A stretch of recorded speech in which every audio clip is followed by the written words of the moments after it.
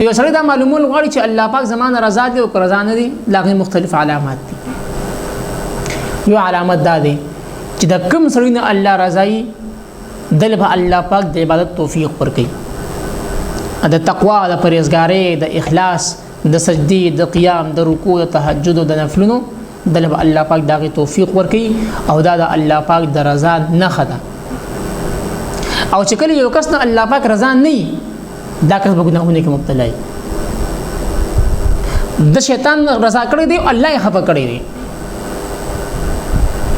او دې منه خدای نبی رسول الله فرمایي چې کله یو کور والو سره الله پاک د خیر اراده فرمایي د دې کور والو په ځړه کې الله پاک نرمي واچي، د زړونو نرموالي، دعا ته ناستي جاړي.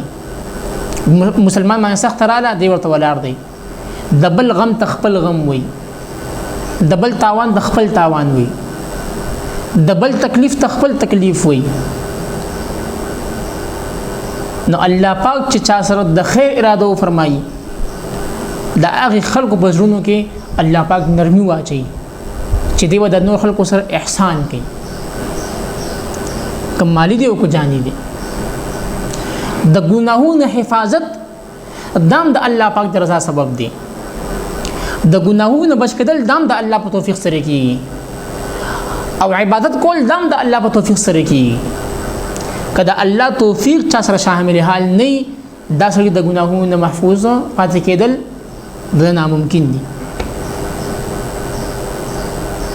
مختصر دا چې د الله پاک د رضا علامت دا دی چې یو سړی د ګناهونو محفوظ پاتې شي او د عبادتو کې دته مزه ملاو شي، دا د الله پاک د رضا سبب دی. پوښ چې الله پاک زمانه رضا دی. جماعت ته مستقیم مزاجي سره زی الله ته رضا دی، عبادت کوي الله ته رضا دی، ګناهونه محفوظ دي الله ته رضا دی، دغه سي زړه نرم دي الله ته رضا دی، د غیبت نه محفوظ دي الله ته رضا دی، چغل خورۍ نه محفوظ دي الله ته رضا دی.